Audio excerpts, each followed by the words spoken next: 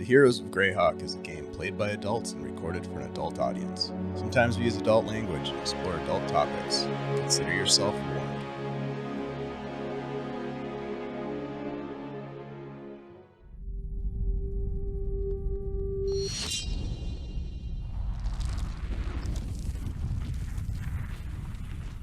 My friends, in our last session, the Golden Shears were escorted to Castle Greyfist by a squad of mounted boarders under the command of Right Honorable Sir Alphentrask. Brought before the Provost of Verbobonk, the party provided information about their association with Byrne, the Black Hand connection to the assault on Hamlet, their work as bounty hunters, their role in thwarting evil cabals, and how they jumped through a portal that landed them in Verbobonk, where they crossed paths with a man by the name of Zelroth Umbra who sought a powerful relic called the Eye of Twilight. Though skeptical at first, the Provost was persuaded towards believing the tall tales that seemed to be at least partially corroborated by Sir Alphentrask and something the knight referred to as the Wolfram operation. Now, leveraging Byrne's goodwill, the party was released on their own recognizance and instructed to remain nearby should the Provost have need of their services. And of course, the Shears quickly made plans to skip town, taking care of a few final tasks before departing.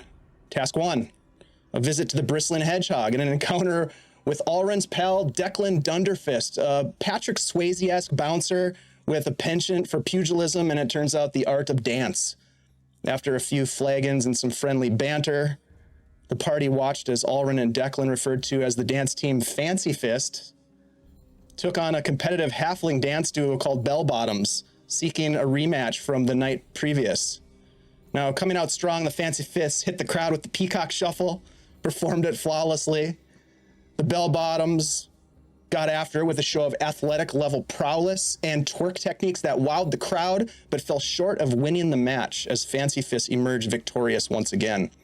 Then, as a bonus task, they had a conversation with a pair of highly punchable minstrels calling themselves the Rebel Hearts, fingering them in the theft of Spugnoir's spellbook months earlier in Hamlet. After a brief scuffle in which Desmond knocked out the lutist, Xanthi laid down a morality lesson like the most pious of Cuthbertine billets, and the Rebel Hearts admitted to stealing Spug's book and dumping it to rot in a ditch outside Hamlet. But with sincere remorse, the minstrels apologized, and with bruised heads hanging low, went back to finish their set. As close to satisfied as possible, or as they would get, the party retired for the night.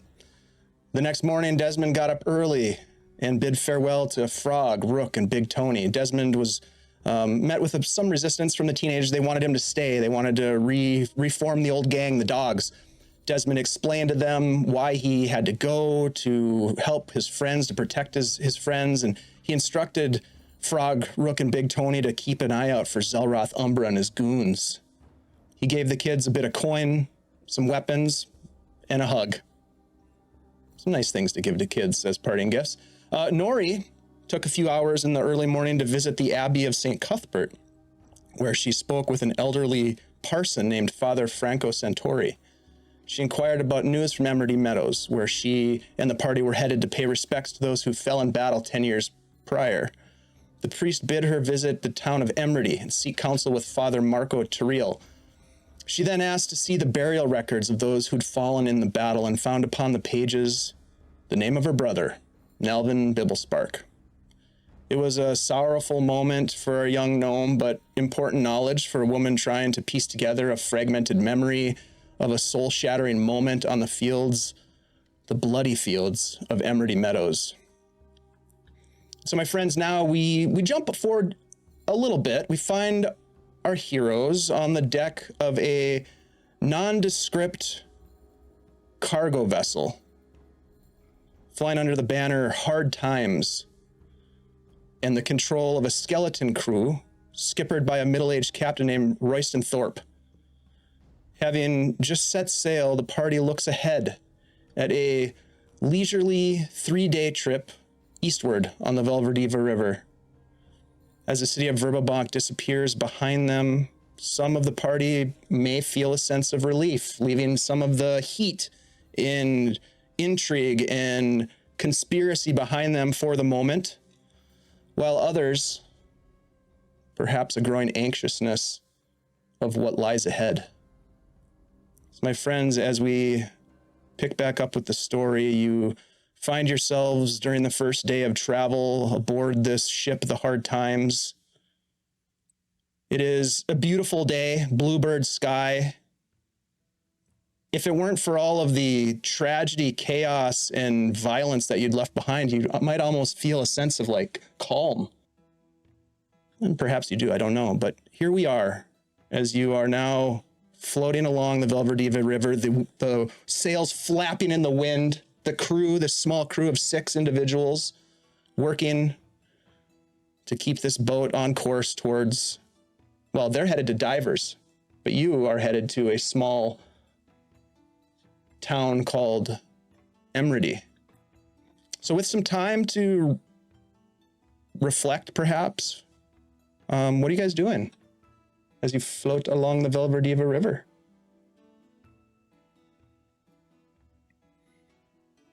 Is there anything that you would want to do during, say, the first day of travel, for example, other than rest?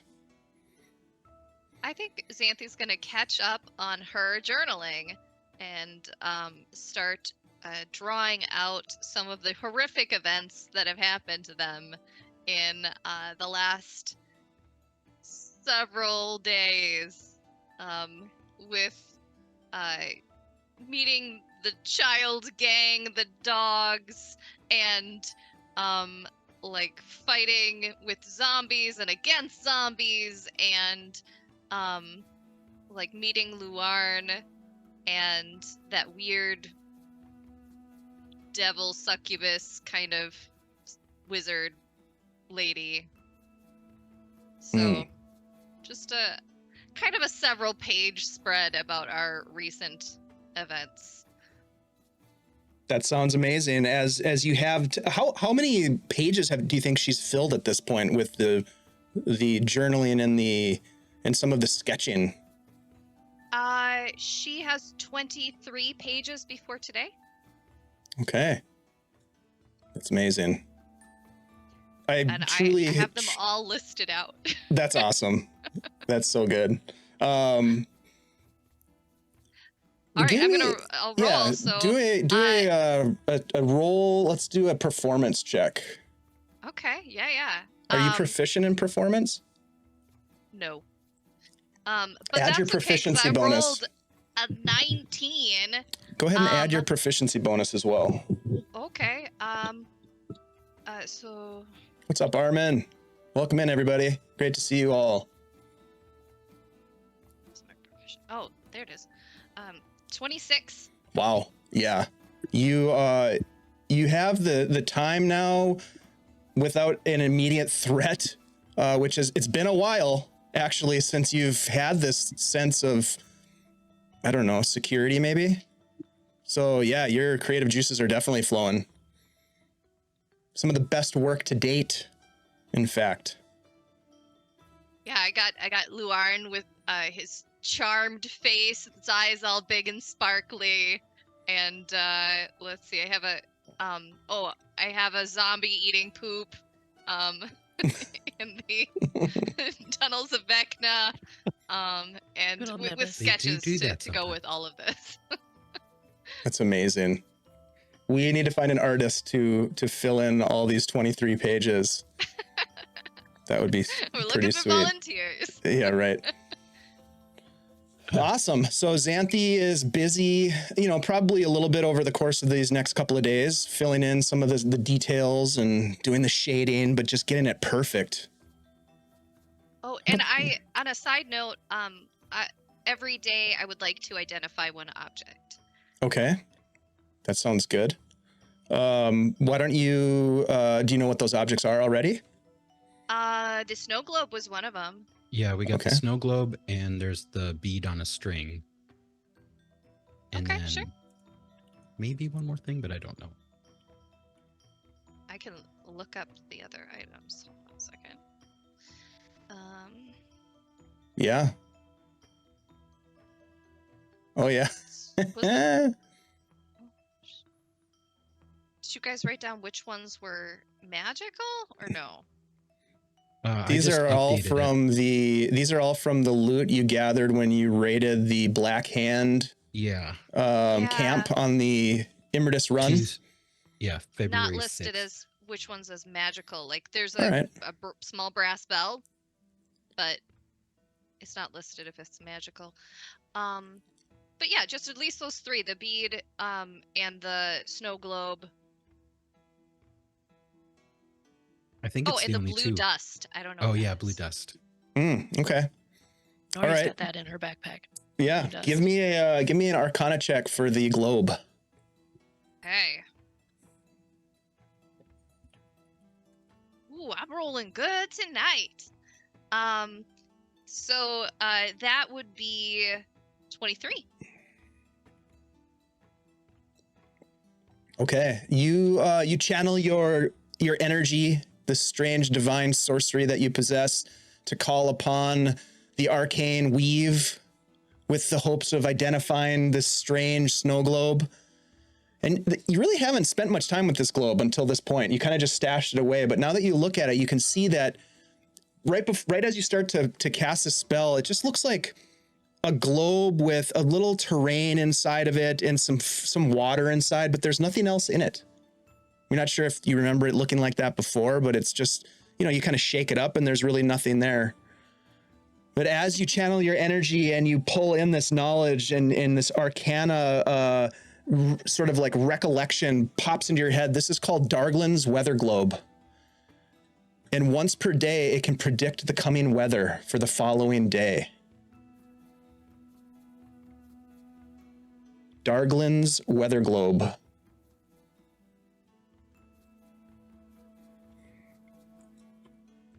Give me a Arcana check for the bead was the other one. Yep, a bead on Can the I string. give her a bardic inspiration as she's focusing on these items? Yeah, sure. I think you could do that. Take it. Yeah. It's an extra D8. I mean, assuming that she would be like, "Hey, I'm gonna check out these things. Any help you can provide would be great." And you're like, "Yeah, totally. I'll hit you up with some bardic." I mean, as a bard, I have that little bit of skill in everything, so I sort of get what's going on. I could really use it. Is it a D8? It What is a is it? D8. Okay.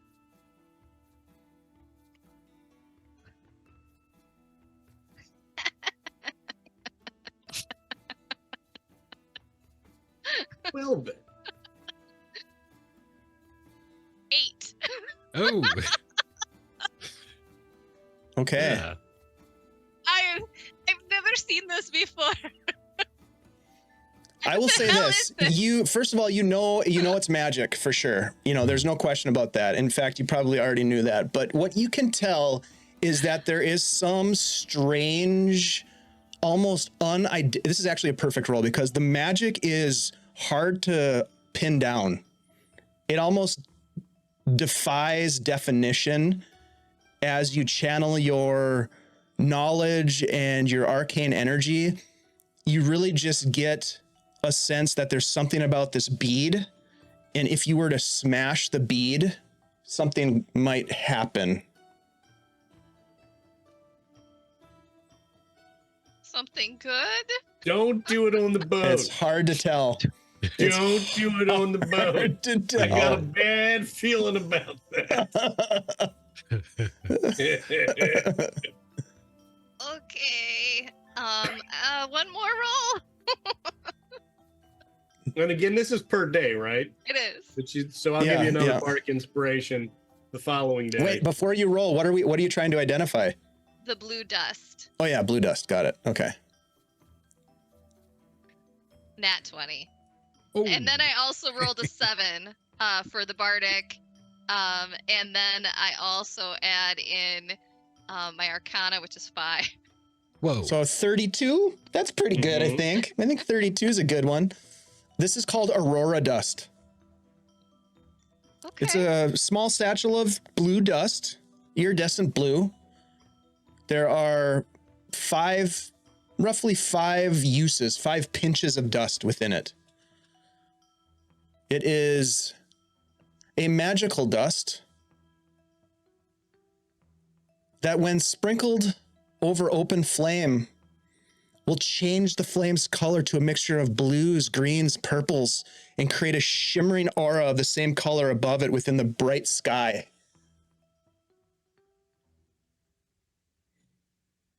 And it lasts for up to That's 24 it. hours.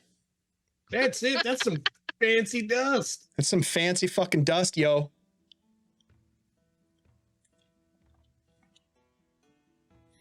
There you go. Okay. And if you, Fancy fire dust. it's the We aurora could have a dust. campfire with a Aurora. blue flame Like for aurora a whole borealis. day. I mean, Kinda deal. if he's still in chat, I would throw that in the fire, then, run up to Curtis if he's still in chat. He knows it. I Okay. can't help it. Don't know what that means, but we will move on. So,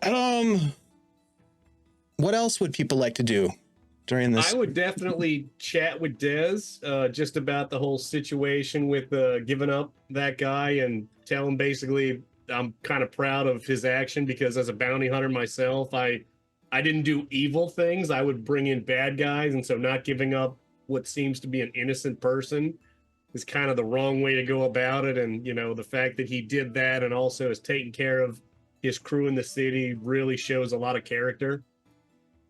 And then he is definitely becoming a great leader. Thanks. And obviously before knowing about more information about Nori's brother, I would, sort of comfort him about his brother, the fact that we don't know what's going to happen. Because, I mean, my sister's in the wind. I have no idea what the situation for her. So I'm like, I kind of understand the sibling being gone and having, not knowing if they'll be back or what's going to happen.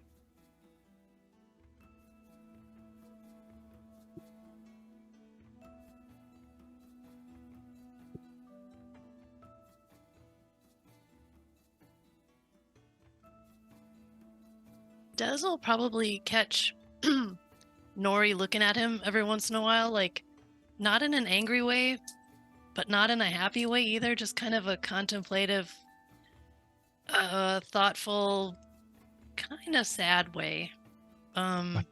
What is it? You're looking at me. I'm sorry, Dez. It's the same as before. I know there's maybe still a chance for your brother.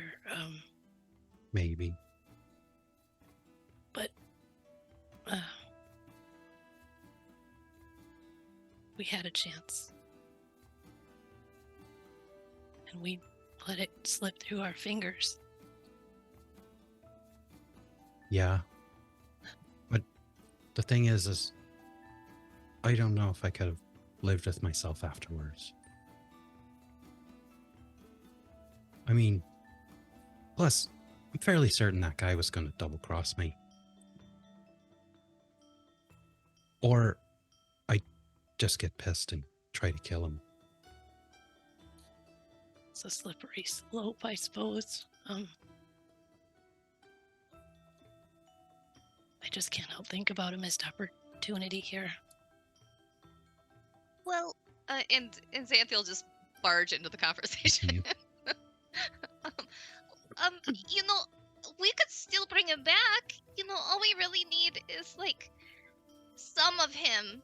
I mean, all of him would be preferable, but even just a pinky, we could probably find somebody eventually who could bring him back. Well, you know what? I have heard Just that. need a pinky? I've been working on this, this spell for a long time, and it's not the one that'll bring him back, but I've been really wanting to talk to people, and, we don't have good ways of communication, so I've been working on a way to, make message longer, and I think I finally got it. So I could send ascending to Burn and ask him if he could save us a pinky or something. Or just, But let's go back to the pinky. How old does it need to be? I don't think there's an age limit.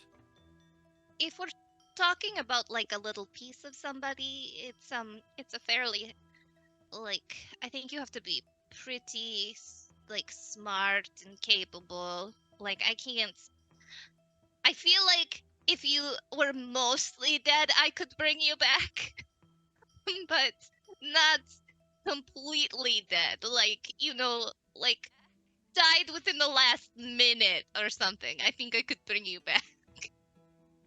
We could find somebody that could bring someone back that's been dead for 10 years. I've heard of it happening before, but I- like Xanthi was saying, that there's only some, maybe a few that can do it. It's pretty rare. So this Zelroth guy might have access to that person? Well, I don't know if That's- it's kind That's of. why. I wouldn't trust him, like, but I bet somebody can. And also, I've only ever heard of clerics being able to do it, Right. and I don't know what kind of cleric that guy was friends with, but Didn't seem like a goody two shoes, like, I want to hug a tree cleric. But if we keep doing good things and increase our status, we could become friends with a good cleric that could do it. Yeah, if maybe we went to, like, maybe in the free city of Greyhawk, we could find somebody. So, all we just need is part of him, or, the whole corpse would be preferable. it's probably a little kind of expensive too, right? Yeah, but, like, maybe we could do them a favor, and then they could do us a favor. We could, like, work off the cost or something. Like a barter situation.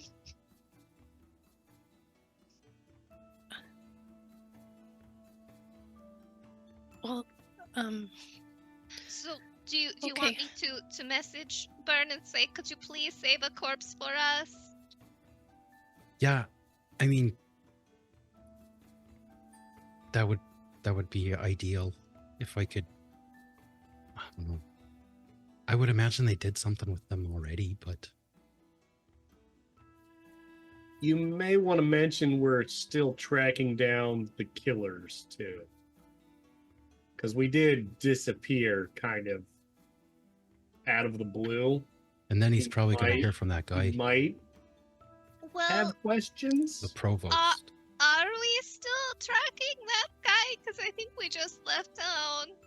So maybe currently we're running from him, but I feel like this is going to be a circle and we're going to get back around because there are a lot of things at play. And if he can watch us at any time, and I look around the boat just out of habit, if he can be watching us wherever we're at, he's going to probably continue to bother us.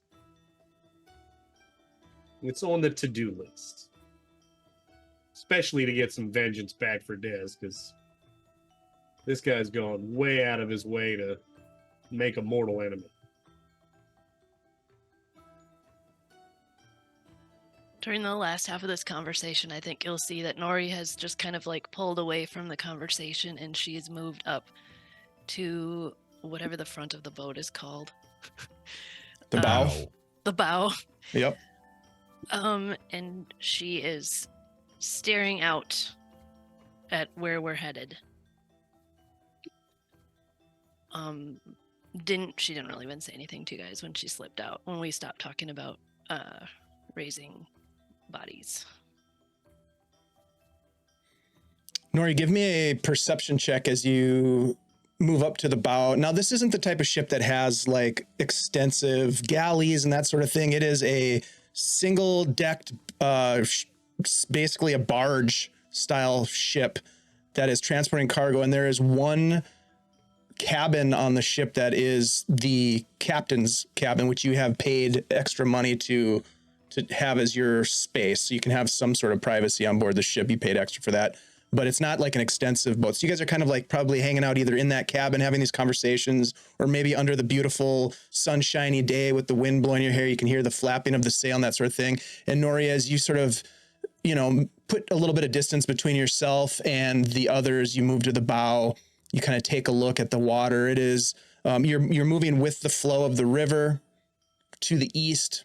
There are beautiful verdant banks along both sides of the river. The river is quite wide in this. This is the Velverdyva River. It's a main transport and cargo shipping route, carrying goods from the Viscounty and other areas, Friandi, etc., to the cities of Divers and even on to the free city of Greyhawk, a long ways farther to the east. But it is a beautiful pastoral looking landscape. There are some farms that you see other small, probably fishing vessels that are at work along the banks, closer to the banks of the river. There is the occasional structure, maybe a house or perhaps a wayside rest type of structure on the southern bank, where there's also a road, the low road that generally follows the path of the river. What did you get for your perception check? 15. Okay. It's a beautiful day, and you are watching the water. You're feeling whatever emotions that you're feeling, having come from the conversation with the parson, and the realization that as parts of your memory start to flood back in, what that must feel like, I don't know. But as you're watching the water, you see something bobbing just up ahead, almost in the direct line of the small cargo ship that you're on. And as it gets closer, you start to see that it's some sort of maybe a bundle that's floating on the water. And then as it gets a little bit closer, you start to see that it looks to be a body that's floating on the water. What do you do? Look around for a net, and also yell, "Something in the water! There's something in the water!" One of the other men runs up. Torin is his name. You've probably just met him in passing. He's pretty quiet. He looks out. Oi, I see it. Quick. And he runs over, grabs a big long pole with a hook at the end of it, and he hands you a rope. And he's like, "Don't let me fall in the water." He kind of leans over the edge and he climbs down this rigging just off to the side, and he's got this hook and he's trying to fish it out with the hook. Why don't you give me a dexterity roll as you're helping him with this feat? Nori will wrap the rope around her body too. Okay. Another one of the crew members, someone by the name of Tristan, runs over. "Oh, it looks like there's somebody in the water. There's a body in the water. There's a body in the water." Everybody else kind of like comes to attention. As you can see, you look back and you see Royston Thorpe, the skipper, sort of behind the wheel of the ship, and he's sort of like looking to see if he can see anything. Others run. There's a fellow by the name of Draven that comes up, and they're trying to help. What did you roll, Nori? Another 15. Another 15. And you watch as Tristan reaches out and misses, and then reaches out again and kind of throws the pole out a little bit farther. And he kind of dips into the water a little bit, but you hold him tight as he hooks the body. And he's like, pull me in. And Draven and the others help you as you pull him back up to the side. And he's got this body hooked. The body's still floating alongside the ship now. It's in the water, but he's got it secured on the hook. And you look down, and indeed it is what appears to be a human-sized body. Face down? Just face down in the water, motionless. Appears to be dead. Well, I'll jump down and help him pull it up onto the boat. Okay. While this is happening, hand the rope to somebody else because I'm getting down in the water. Yeah, Draven grabs the rope from you. Be careful you don't fall in, lass. What are the rest of you doing as this is all happening? Dez will run over and help, like pull on ropes or whatever is needed to haul the body up onto the deck. Okay. Yeah, easy enough as you respond. Perhaps Xanthi and Alrin also coming up to see what's going on. You watch as this body is pulled up onto the deck, and it is a bloated, waterlogged corpse of a man. Pallid skin is mottled, discolored, probably having been submerged in the murky waters. It's hard to tell for how long. None of you are chirurgeons or medical people or anything like that, but it looks like this body was in the water for a long time. It has a cloak that is sort of tattered and heavy and waterlogged. wearing clothes that have been frayed and started to kind of fall apart and deteriorate. And you can see as you kind of turn it over and look at the face, the eyeballs are gone. All of the like soft tissue is gone. The mouth is open, but the tongue is gone. And there's like these little sort of worms that crawl out of the mouth. And one of the crew members, Draven, comes over and just stomps on him. Bloody maggots, and kills him.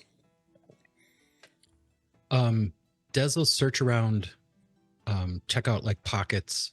Does he have a bag or anything like that wrapped around him? Or There's no bag on him. Give me an investigation check. Right.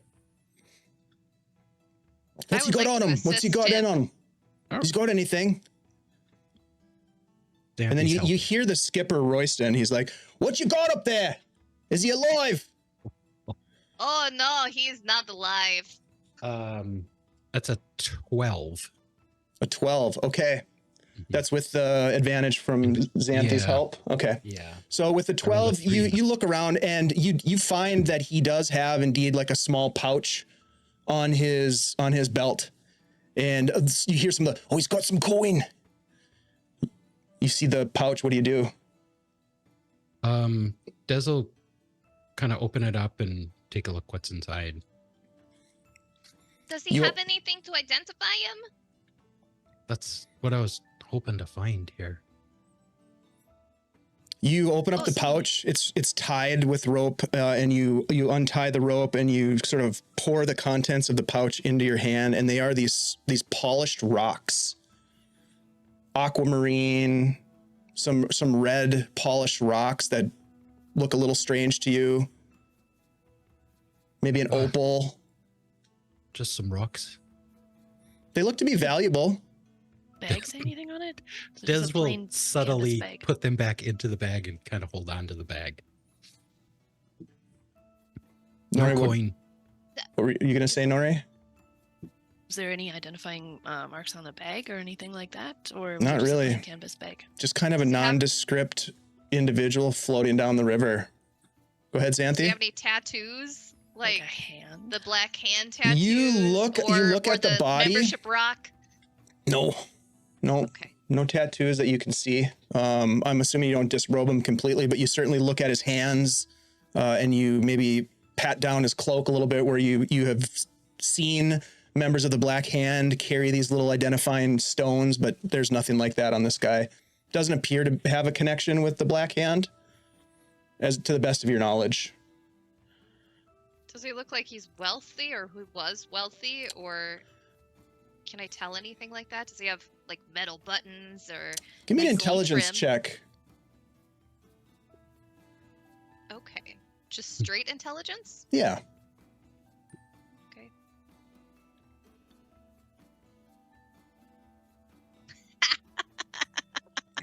It doesn't matter. I rolled a nat one. Hey. Hard to tell. I mean, this body, first of all, again, none of you are medical professionals, but this body looks like it has been in the water for quite some time. The clothing is worn. I have a point in medicine, sir. I can look at it. Remember, I'm a bard. I stayed at a Red Roof Inn once. Okay. I mean, I'll probably roll a 1 also.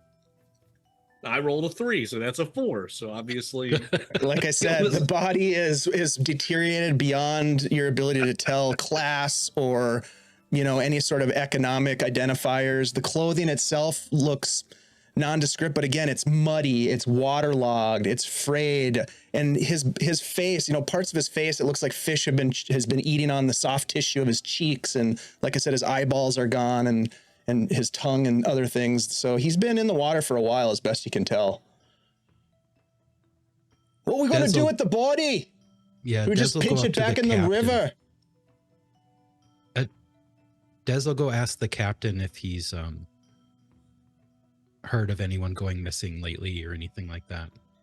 Any word of missing crew or anything like that. You head back to the wheel where you find the captain, Royston Thorpe, skipper, and he says, "Anything of identifying on the body?" Not much. We couldn't. It's pretty horribly decayed. You tell Draven it'd be mighty rude to throw the body back in the river. We should take it as far as the next port, in case anybody's been looking for someone that's gone missing. This could be someone's son, someone's father. Are we going with the flow of the river right now, or is it coming towards us? You are moving with the current. Okay. So basically you kind of like overtook this floating corpse. Bodies move. We're going to take it further away from where it probably Potentially. entered the water. Yeah. But Okay. I haven't So he heard of hasn't- anything in particular, anything gone missing, but that shit happens around here all the time, mate. Yeah, I would imagine. People go missing quite often, and some of them want to go missing. Some of them want to disappear. Others, well, they get into trouble. Does it look like he was wounded at all, or was there any foul play? Can you tell? It's pretty hard to tell. He's Yeah. pretty far gone. Well, you tell Lots of- Draven that we're not throwing him back in the water. We'll put Will him in the back. Or at least with the breeze blowing away from the boat, we won't have to smell his putrid flesh. Sorry, Right. sorry, son of a bitch. Nori does touch his hands looking for rings. She has made contact with this body too. Don't know if that changes anything, but You She look touched for them. rings. There's no rings on any of the hands.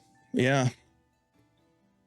Des will go back and kind of communicate that to the crew that we're going to take the body to the next port. They kind of grumble. It's bad luck to keep a dead body on board a ship. Isn't it? Thorpe thinks he knows what's best. We ought to just throw it back in the river. isn't it bad luck to just dump a body and not give it a proper burial? I don't know, It's is gotta it? be bad luck somewhere. We'll ask Kaylin. Kaylin, is it bad luck to throw a dead body you just found back into the river? Probably. Everything's bad luck, it seems, these days.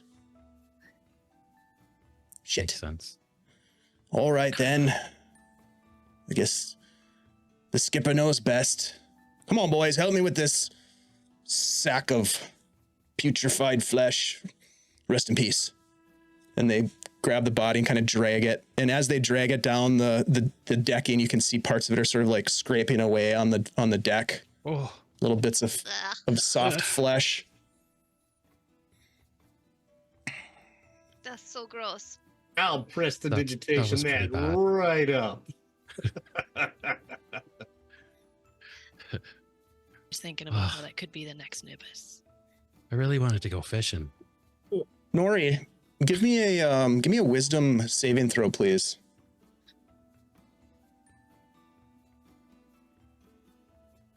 Hmm.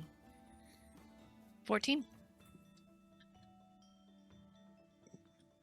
When you touch the corpse to look for the rings on its hands or just to investigate it, when you helped pull it in even, you just kind of heard a faint whispering.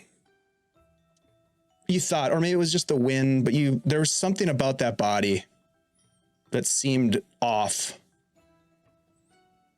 Nothing obvious or that jumped out at you per se, but you just got it kind of like a weird, like a deja vu feeling, kind of.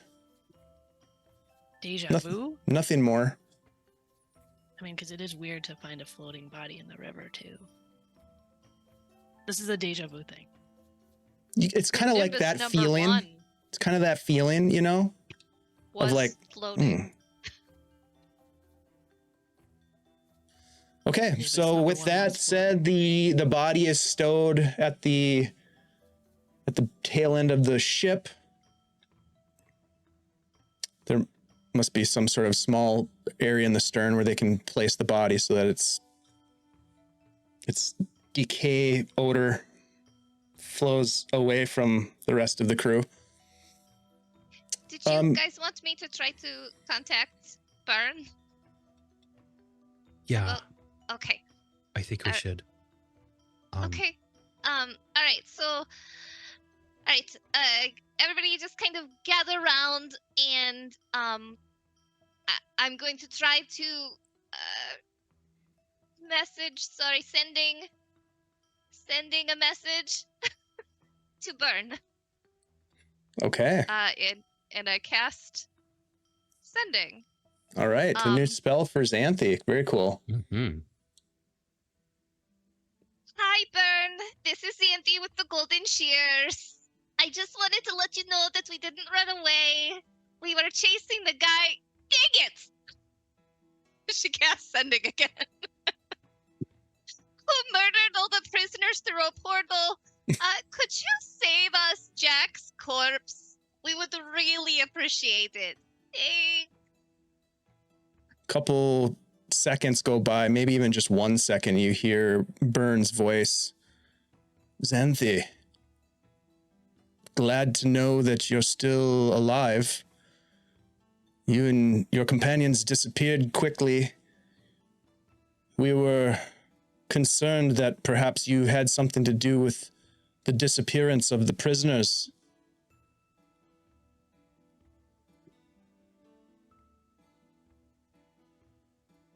And that's the end of the message. He said the prisoners disappeared.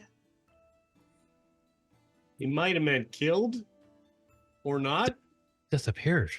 This, Well, who knows? I wonder if, they came back and took the bodies. He might have taken them all as part of his threat. Oh, like Zelroth has Jack's body. That's possible. That's just another reason we have to kill him.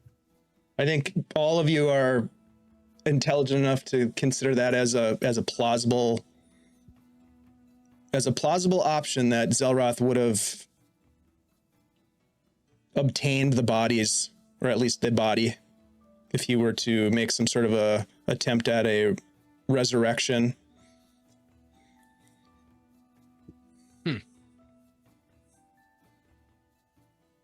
Well, I'm kind of now spent because I gotta save at least one of those for an emergency, so I can't cast it again. That's all right.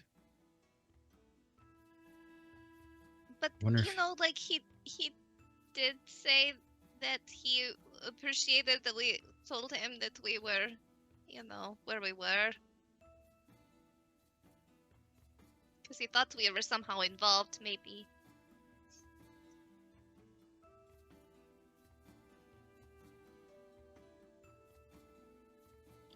Do you think the provost ever got in touch with him? I think he will eventually. Think he will now. Now that we've left, probably.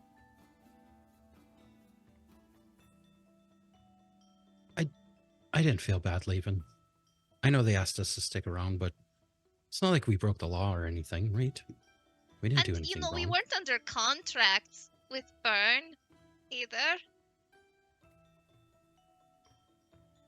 I guess. We were. We got things to do that can't wait. We were. It's easy to forget. We Well, were. our payment was going to be Jack, and Jack died. So is our contract no longer valid? Well, it was sort of mysterious circumstance how it all went down. I'm not sure Byrne would, without us explaining it, understand the details. So that's going to be also on the to-do list. Well, today was a good start. Yes. We'll message him again some other time. Give him an update later on. Okay, so as the day continues sailing through the afternoon and into the evening, I would like Desmond to roll me a d12, please. 12. A 2. Okay. The air is crisp and cool. After the sun dips below the horizon, you can see your breath again as the ship continues through some of the night in the darkness, They have a lantern hanging out at the bow of the ship as they are making their way to trying to find a spot where they like to anchor for the evening. Braving some of the lengths of the Velverdyva at night can be quite dangerous. And you do hear murmurs of like pirates and other ne'er-do-wells that seek out individuals making their way along the river. And so there is a series of watches that are set up through the night, whether it's Torin or Eric or Draven or Kalen, Tristan.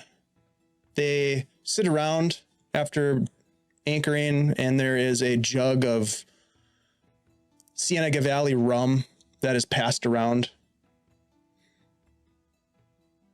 Nor you smell the rum and you instantly know that it's from Cienega Valley. It is something that would be known to you and your family down in Tulvar. A very high quality rum, which would suggest that these individuals have, even though they play themselves off perhaps as being sort of, low level cargo transporters, they seem to have a little bit of coin at least, or maybe they just spend it on the finer things in life. But evening comes,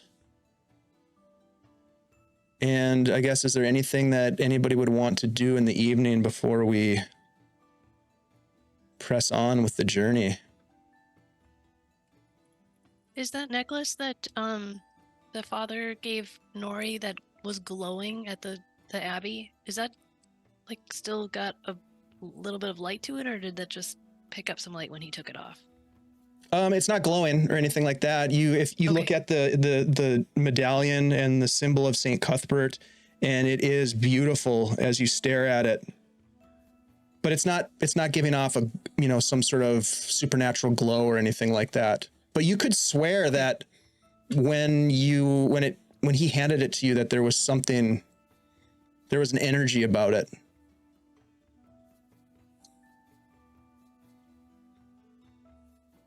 I might, I don't know. I'm hold on to it for just a little bit.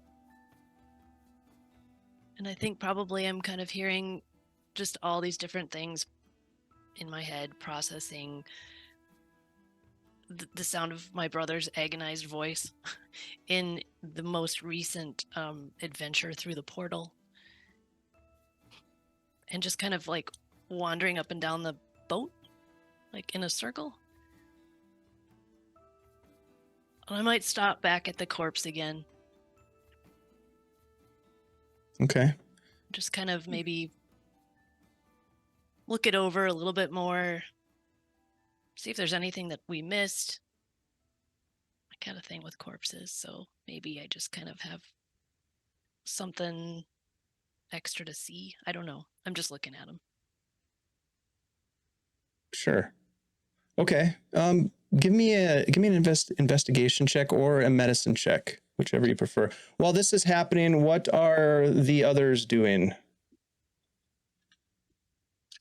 I'm gonna roll with advantage. Anything you want to accomplish, I should say, amongst Desmond, Xanthi, or Alrin on this night before heading to sleep?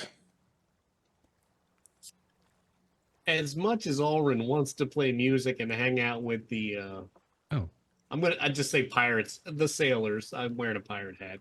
I know we're trying to, keep a low profile, so I will not do that. And just spend some time looking out, at the countryside, just trying to get a feel for where we're going and, what the terrain is, and just kind of planning to himself a little bit, trying to think what the next thing is that we're going to get into. Sure. You can see off in the distance, as you're looking out from the deck late at night, maybe smoking a pipe or something of that nature.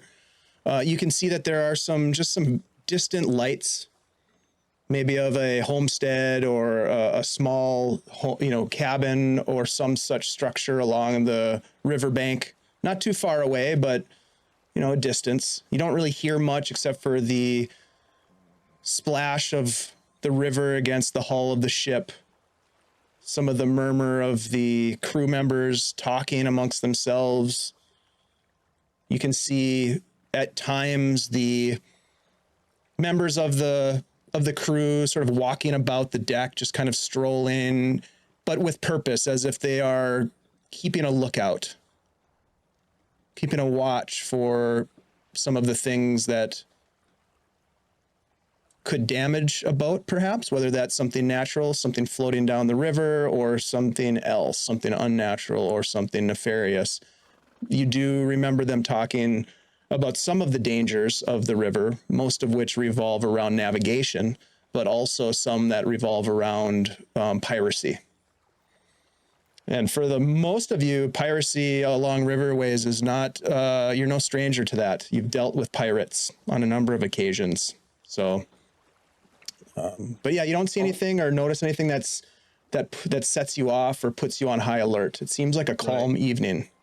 And Alrin, you know, the fact that, you know, we jumped through a portal and I was able to figure out fairly quickly what the situation was in the city with Dez's brother. We're researching, we're trying to find a guy to not be blackmailed. And then with Xanthi doing some research into the stuff like that. But coming out here, I actually don't have a lot of information about what the purpose is. So I would kind of just keep an eye on Nori just to see how she's doing or what's going on, or if I notice any emotion or anything like that, you know, just kind of keeping an eye, because I don't have, you know, much awareness as to what's out here and what we're doing. Give us an insight check. Okay. And Nori, I'll ask you to sort of interpret the results of this check. Rolled an 8 on my corpse The medicine. dice are garbage. It was a 5.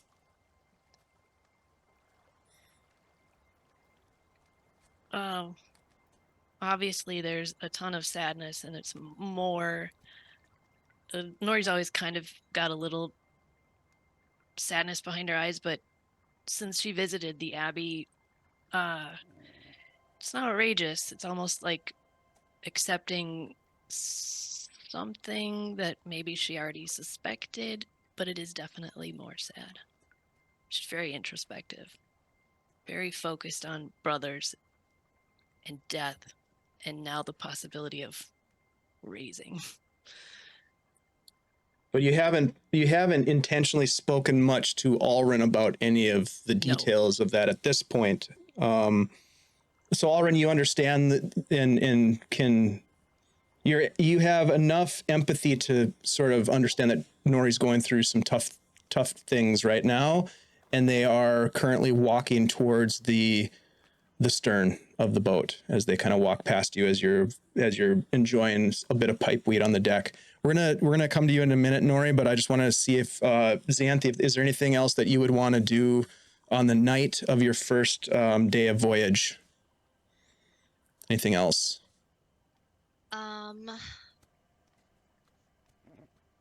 Oh gosh. I mean, like, if she's got any more, you know, ability to identify things, she would do that. But otherwise, I think she's just she's trying to pick up what's going on, you know, because she's getting signals, but Xanthi's not very worldly. Like, she's not good with like people per se, because everything about her friendship and this club and this group of people is all firsts for her. Like, she's never had like a good friend. She's never, like, she's been so sheltered that watching somebody go through something is weird. She doesn't want anyone to be sad, but she knows, like, her friends all have reasons to be sad. Like, even Alrin has a reason to be sad because his family got murdered, and Dez lost his brother and his mom and his brother, and Nori, And his dad. It Don't is forget his dad. It is. yeah, and And his roommate. Nori she thought that at one point Nori said her brother died, but then she when she asked her about it, she was like, no, he didn't. And so she's like, well, that's fine. There's nothing weird about that. Right? So actually Totally normal. of the group, like she's seemingly the most, untragic. Except for the inky black eyes and the swirling shadows Yeah. on her blade. And Which, some it is strange a little matron. similar to the curse that Des had. She hasn't tried to murder anyone though, so that's you've got that going for you. Anyone in the It's true, party, maybe- in the party, I should say. She did almost murder that child, though. Yes. Now that was an accident, and we Yes, all she knew did. that. Was it though?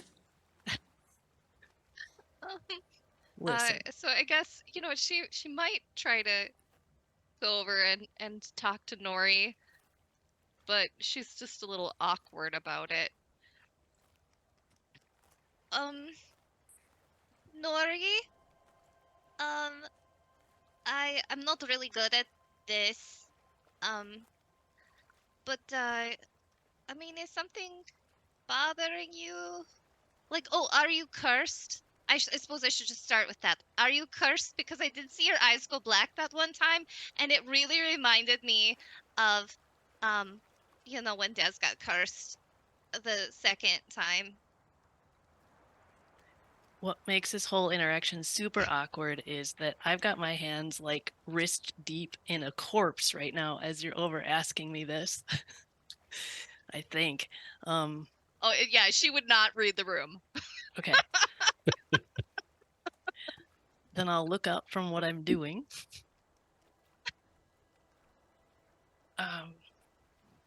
Sandy, my brother's name was in the Book of Dead from the battle.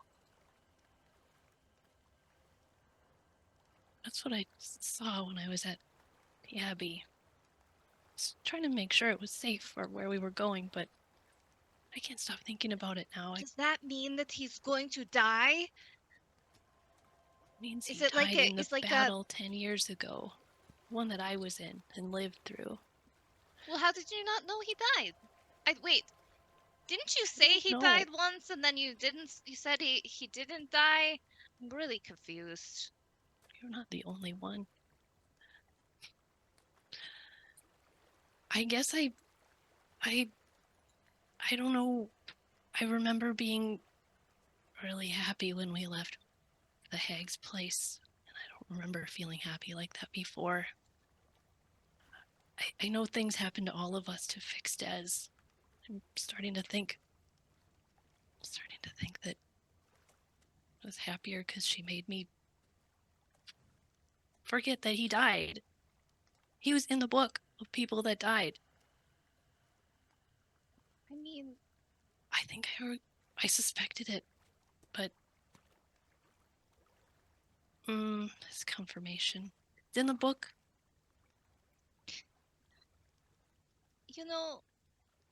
Lachlan traded memories to the hag. And he said he didn't mind it. And you seemed, like really happy after you left her place too. So, I was mean, happy it was it a choice to forget? It wasn't really a choice, no. If I hadn't have given that up, I don't know what would have happened to Des. I don't feel like I had a choice. But I do know that a great weight was lifted off my shoulders when we left. I didn't know why, but it didn't make any sense. I mean, I had a sword. You would think that your brother dying would be something you would remember. That's why I definitely thought he wasn't. I don't know now. When we all went through the portal,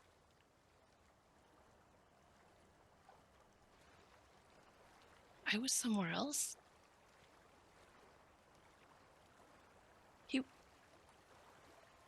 He was alive in the portal. Or at least he was talking to me in the portal. Where do you think the portal was? I was on the battlefield. But Emridy Meadows, our big battle. He was in so much pain. He was so scared. I don't know what that was. His name was in the book, but I don't know what that proves. Except that maybe he was dead. Well, you definitely went somewhere. Because, even though it was only like a second, you came all banged up when you showed up outside of the portal. So you had to, your body had to physically go somewhere. So where did you go? I was on the battlefield. Do you think you went back in time? You're asking someone that can't even remember whether their brother died or not. Well, I have no idea.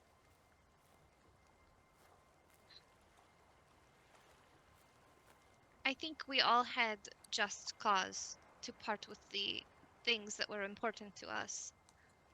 To save Des. And I guess, you didn't want to get sleep stabbed anymore either. But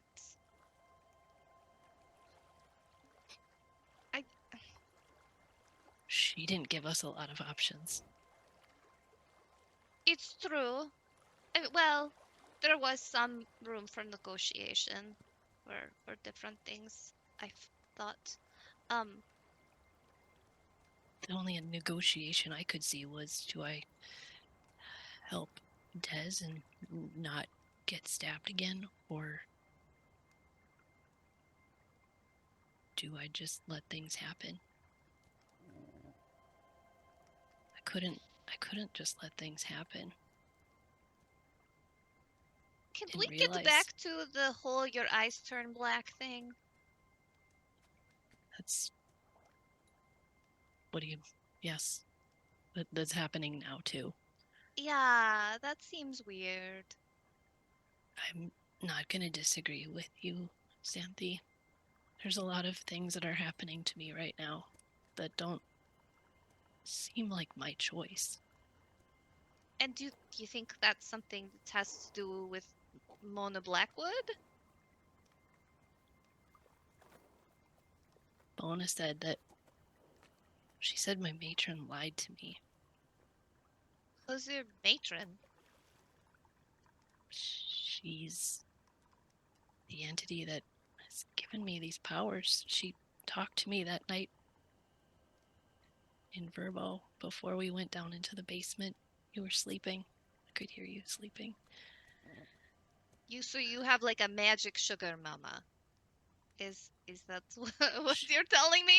Like, Sugar does it mean mama. like all of us could get like extra magic by like having super magical friends? I don't know if it works like that. I don't want this. I don't want this anymore. I just want my brother back.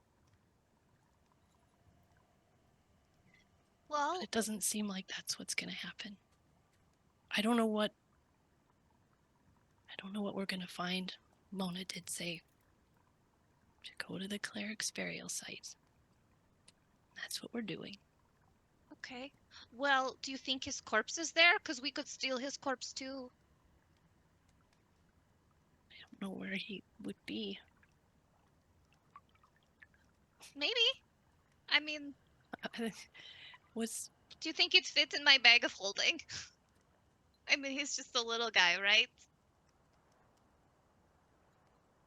Yeah, he's a little guy like me. Okay, well, we find the corpse of your brother and we'll just we'll just keep it with us until we can find, somebody who can bring it back. I don't know if it's gonna be that easy, Xanthi. Look at all the things that my matron has done. Why would she even try to do this to me? What's special about me, or not special? Or like, she feels like she can do this stuff to me. I don't know. I felt like I found that book that said I was really special, but I don't feel special at all, and I certainly don't have a magic sugar mama giving me extra magic. So maybe you're the special one. I think you want this. Your eyes are beautiful the way they are. You don't want them to Oh. turn black. I mean, I could. I mean, they could be black if I wanted them to be. I don't have a choice. That's not fun. Do you want to, like, do you want us to figure out a way to, like, get you out of whatever deal that you've got going on with your, sugar mama? I don't know what else to call her. I don't know if, she will... I'm concerned she might hear. I think this is above our pay grade, Xanthi. Well, it sounds like you're cursed. Because you want to get out of a deal and you can't. Sometimes it feels like that, too.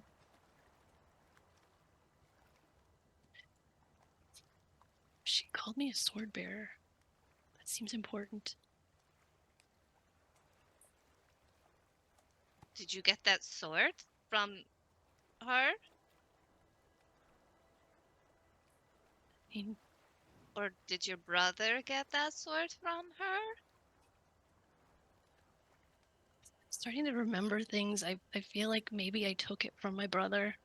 So you picked up a cursed blade! This is like Des! See, it is so common. It can happen to anyone. We gotta find you a nice cleric or a druid, and we'll all hold hands and we'll lift the curse. That would be really cool if it was that easy. I wonder what Willow's doing these days. Probably something really cool. Mm-hmm. Green. And herby. Yeah, definitely Irby. Should we tell the rest of the guys? I think it's important if, you're involved in something that you're trying to break, that we are all aware of it. I don't have any secrets. How can I keep a secret when I don't even know what is going on? I don't have any idea. Well, when Des was sleep stabbing, he didn't really know what was going on either. Well, we could tell he was sleep stabbing us, though. Well, I can tell when your eyes go black.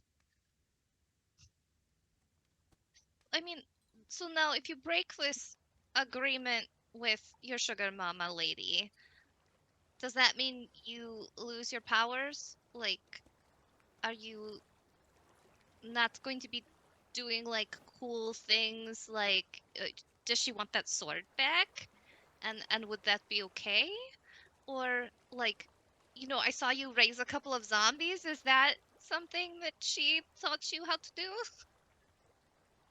I would expect I can't do any of these things if I was to break the bond with her. But if she's got something to do with my brother, if he's still somewhere entrapped and sad... Have you tried talking to her about it? Like, maybe you could have a conversation, like, hey, just wanted to check in. Do you She have talks to my me when brother's she wants soul to. in eternal torment? Just wanted to know, as, a good employee. No. Doesn't really work that way. How do you talk to her then? She talks to me. Well, maybe just, like, bring it up when she pops into your head. Hey! Just side note. This has been fun, Xanthi. I'm sorry. I'm not. I don't know what to do when people are sad. I Sometimes feel like my entire life everything was safe and happy. And like all the scary things just happened in stories that people told like around the campfire. And it never was real. And now everybody's sad and nothing is safe. And it's just very weird. I think happy people don't leave home. That's why we don't run into them in the street, out in the field, or on the mountain. They have no reason to leave. Everything is good. I mean, I left home, not because I was sad, but I just I wanted people to respect me more. Like I was always kind of treated like a sheltered child. It was safe. It was kind of boring. It didn't sound ideal. If you were happy, you might not have left. You wouldn't have met all of these happy individuals that you're traveling with right now. I mean, they are really cool people, but you all seem very, very sad about a lot of things. And I just want to help somehow. Xanthi, you help by just showing an interest. It's really appreciated. Despite what I'm doing right now, I really love that you're here talking to me. Ah, and she just she hugs you even though your hands are all in a corpse. Please don't get that on me. Well, you have prestidigitation, right? Yes, I could eventually use that, but I just don't want it on me. Okay, so I awkwardly just try to keep my hands down on the corpse as she's hugging my little body. Where are the other guys at this point? Oh, you're muted, Dave. They're in the cabin. Okay. Should I ask you now why your hands are inside the corpse? Just felt like we didn't look well enough before. I feel a connection to dead things, thanks to my matron. Well, you're certainly connected. You're like up to your elbows. Well, connected. I pull my hands out would mean I couldn't do this. I just, I don't know what else to do. I'm glad that you came out and talked to me, but I don't feel like being around the living right now. Okay. Well, I'll leave you here with your sensory toy. And I think I'm gonna go, maybe mention to the group what's going on with you, if that's all right. It's okay. Or do you want? I can come and tell them later too if they have questions. Okay. This is a time. I think I just need to be outside and alone. Okay. Maybe don't let the crew see you doing this. I mean, it's not like I'm doing an autopsy or anything. Like, I'm just kind of like checking over the robes and, stuff like that. It's Oh, not- okay. I thought you were like in. I mean, no. I'm under the ropes, let's say. Checking. I don't know what I'm doing. I'm examining the corpse, okay. All right, because you can do better than this. In the parlance of our times. Thanks, All right. Sandy. Sandy's gonna wander back and see if she can find any of the other people. Right, Nori, as you stay there, as the night goes on, listening to the sound of the waves splashing against the hull of the ship, being left now with your thoughts, your suspicions, feelings of uncertainty, sorrow. You lose track for a moment as you sort of look about, looking up towards the stars in a cloudless sky. And you are startled from a bit of solace as you hear a and you look down and you can see this corpse start to it just sits up with a start. I know for sure I didn't do that, right? Roll an insight check.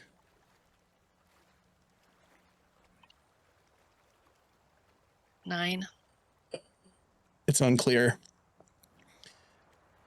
The eyeless skull, skin sloughing off at this point, having been taken from the cold water of the Velverdyva and having been soaked and waterlogged and putrefied, the skin now starting to slough off of the skull. You hear in the growling, sort of tongueless voice, something as a subtext, something more akin to a soothing call. Nori. Nori. No. No. No. It is me. It is me, Nori. Matron. It's the matron. Nori. You have done well these days in the city of Verbobong.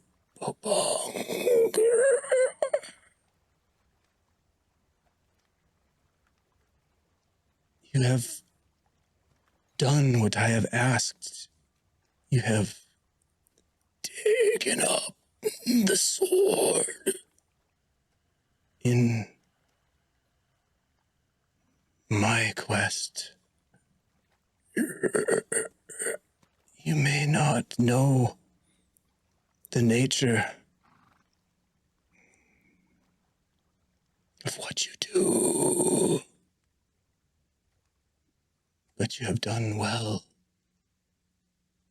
thwarting the plans of Anthraxis, the desires of Nerul, Gamilors, Orcus, Zogat Moy.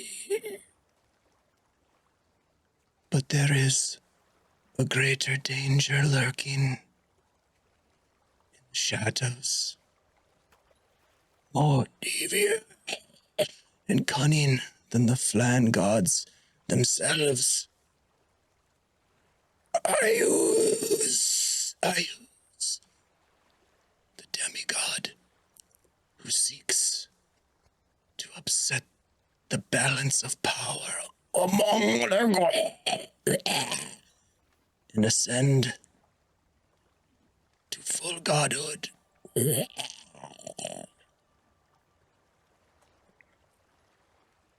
Your blade, forged of ancestors in shadow. For my bidding, you are the sword bearer.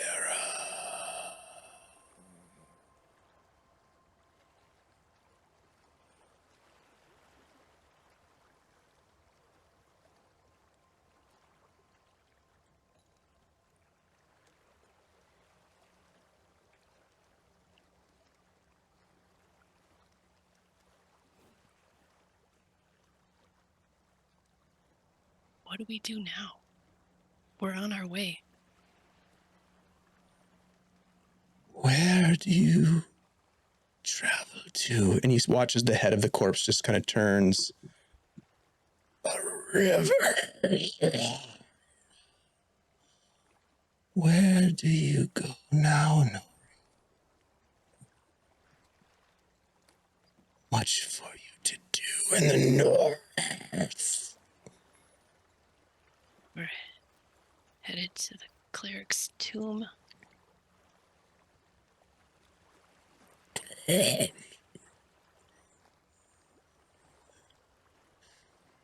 Return to the place of your sorrow, Nori Bibblespot. But why? What do you seek? And you watch as the corpse makes this sort of attempt at a smile.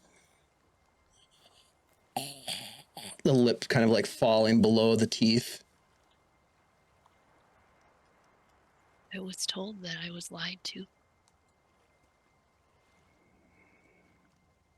By you? Tell me, Nori, that you astray. Do you believe these allegations against me? I have no reason to. Except I think that my brother might not actually be dead. We're playing a trick on me. The trick, Nori. The ultimate tragedy of your line, the Bibber Sparks, was the deal your ancestors made with me. You are the sword bearer, Nori. You are my weapon. Come to the fields. I will be eating you. And at that, the corpse slumps back down into a heap, lifeless, silent. The splashing of the waves against the hull and the caw of a nighthawk flying nearby is all you hear. And that, my friends, is where we are going to take a break. We will be back in just a few short minutes. Thank you all for being with us tonight. We really appreciate you all. See you shortly.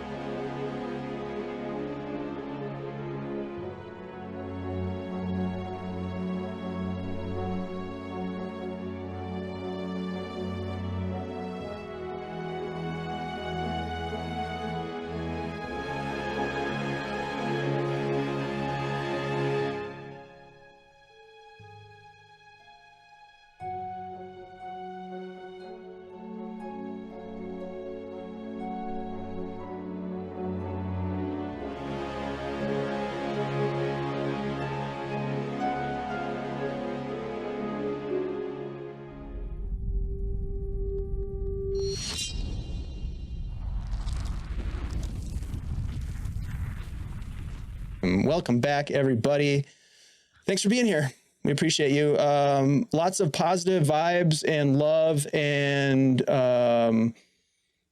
just thoughts go out to our good friend Christian at CZRPG. There's a lot of flooding going on in Brazil right now, and a lot of people have been affected by it. It's like a massive flood. So he's doing well. I talked to him today, and so if you want to take a look at some of the stuff they have going on, I encourage you to go check out their drive-through RPG page. But regardless, just Christian, we're thinking of you, buddy, and we appreciate your continued sponsorship and hope that everything's going okay. Look forward to getting some updates from you in the near future. We did have a poll during the last bit of game here, and does anybody know what the poll was? Is Nori cursed? Was the poll? And how do we even look to see what the results of that poll were? Oh, view results. There we go. The results of the poll, there were 3 options, Nori. One of them was, oh, hell yeah, totes curse. Then there was, nah, that's just Nori. And then there was too early to tell. And we had a tie, actually. We had a tie for, oh, hell yeah, totes curse. And nah, that's just Nori. So, which I think is spot on, by the way. Yeah. That is some spot on insight checks from the chat. So thank you, everybody who participated in that poll. Concerning to me.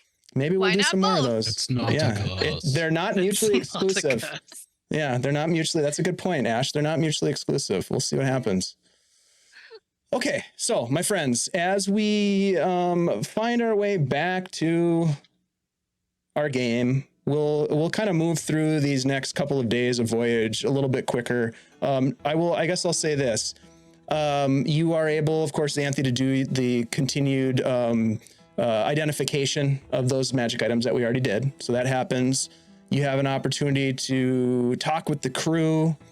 Nori, you have some time to sort of take in what you heard, what you experienced on the stern of the ship that first night after having fished a corpse out of the river, taken it upon the ship, and then decided to, shall we say, delve into a deep conversation, perhaps, or at least a little bit of an undead Q&A with that corpse. And with the rest of the time, I guess I would ask, first of all, for Ulren to give me a D12 roll for day 2. We'll just kind of see if there's any sort of a random encounter that occurs during your travels.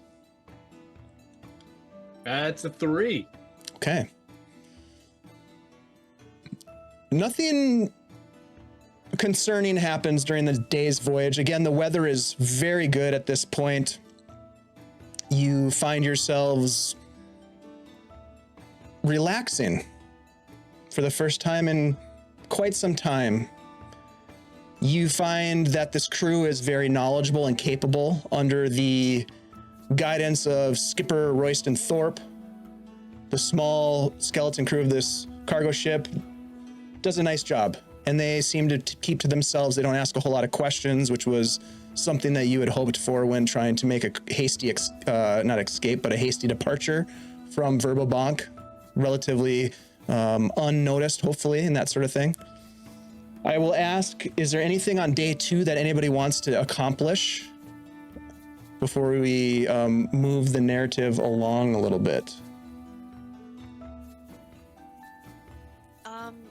I think that if we get to like the end of the night where we're gonna go to sleep again Mm-hmm. and nothing has happened, Xanthi is gonna try to send a message to Lulu. Oh, okay. Oh. Okay. Uh-oh. I don't have this one prepared out as much. So what do you get, 25 words? Is that what it I is do, for sending? yeah. Okay. Yep. Hi, Lulu. I don't know if this is working because it's new, but I'm okay. And I found some friends, and I'm adventuring. Love you. Almost immediately you hear, oh, dearie, oh, Xanthi, it's so good to hear from you. It's been so long. I got your letter, though. Thank you so much. It's good to hear that you're doing okay and you found some friends. You're such a good girl, and I'm sure your friends are wonderful. I didn't write a letter.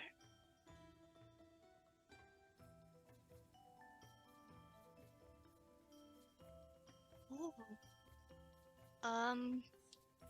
She's gonna recast and say, I don't remember writing a letter. Who gave you a letter?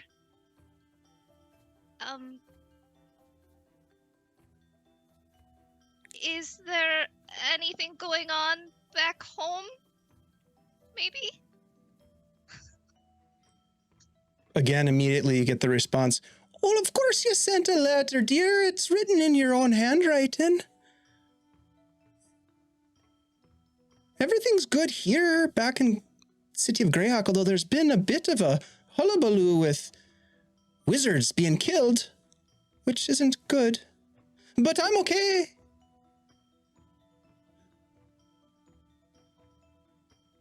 I'm so nervous now.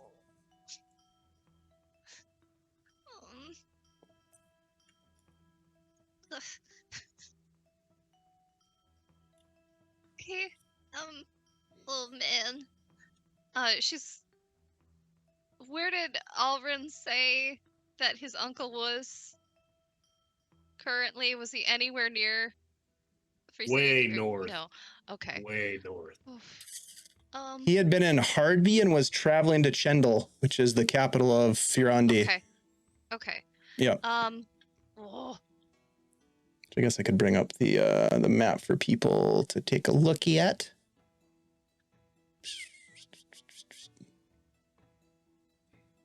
I guess she's gonna blow her last 3rd level spell to contact Lulu again and say,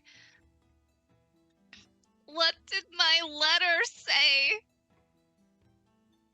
I don't think you should trust whoever gave it to you. Please be safe. Vecna agents are murdering people. Vecna? Oh, my. Well, the letter's written in your handwriting. Is this a prank that you're pulling, Xanthi? You've always been a sly one, you. But, no, it was delivered by post. Showed up on the doorstep. Said you were doing fine in some place called Hamlet.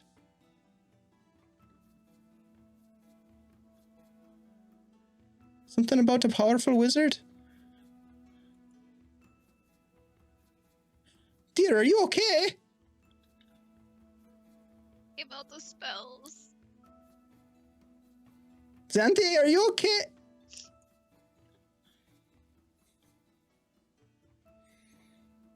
That's all you get.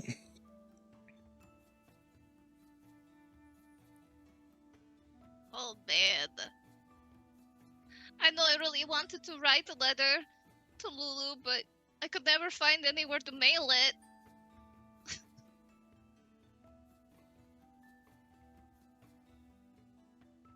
All right, is there anything else anyone else would want to accomplish during the second day of travel? Otherwise, we'll move on and get us to our destination. We're good? Yeah, I think so. Okay. All right. With a perplexed and concerned Xanthi, we move on to the third day. Xanthi, give me a D12 roll. Oh, so it could be my fault. There we go. Pirates. 5. Okay. Very good. All right. So you eventually, on the third day of travel, you find the ship veering off towards the shoreline. You can see a small dock that juts from the southern bank of the Velverdyva River. a bit of a loading area, but not manned. There's no people there per se, but this is where this ship that you've been traveling on, the Hard Times, makes landfall. As the men snap to, throwing out rigging, pulling up alongside of this dock for a moment, the skipper walks down as they throw a narrow gangplank down, connecting the deck of the small cargo barge with the dock that juts from the shoreline. And it's sort of like one of those docks that's sort of sinking into the river a little bit. It doesn't look like it's been maintained for quite some time. But he says to you, "Well, this is the path to Emridy. It's just to the south. You'll pass over the low road, and then about another hour or so south, down the path to Emridy, and you'll find whatever it is you're looking for there. We wish you the best of luck."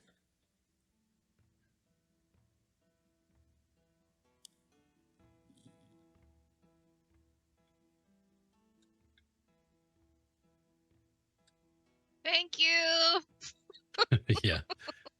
One by Great. one, you step off of the ship, putting your feet on the dock, which creaks under your weight.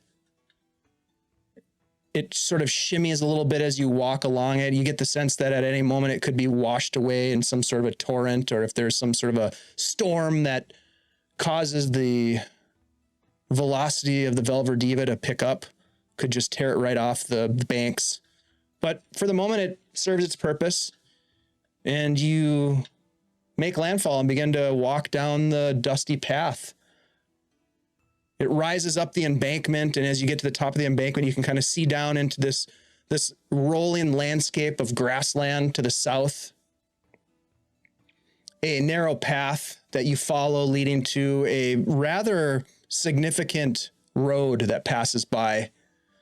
You look both ways before crossing, and you see no traffic per se, but certainly the signs of a well-used thoroughfare, this being the land route between Verbalbank and cities to the east,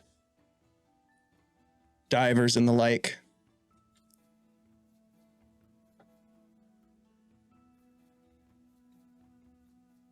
You see a weathered wooden sign that hangs upon a post that looks as if it too could fall over.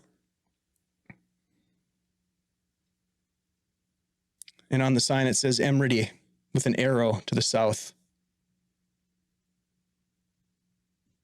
So, Nori, did you have a conversation with the rest of the group, about your, situation? Situation. Situation. What does that mean? What do you mean, Xanthi? Well, I mean, we know why we're here, right? I mean, you guys all know for you. why we're here. That's why we're here. Because you wanted to come here. Yeah. For a I friend. mean, it's got something to do with what happened to you in the past, right? Yeah, I appreciate you guys coming this far without even like asking me yet why we're coming here. You're a friend and you said you needed to go. Go. Are we looking for something? The battlefield. Mona said to go to the cleric's tomb. Mona said. Mona Blackwood, the hag. She said my matron lied to me, and the answers were to be found at the cleric's tomb. Okay, and then so the thing about the lying, so Nori mentioned to me that she's not necessarily entirely happy with this person who is, I guess, like some kind of a magical sugar mama for her. Yeah, and and she is conflicted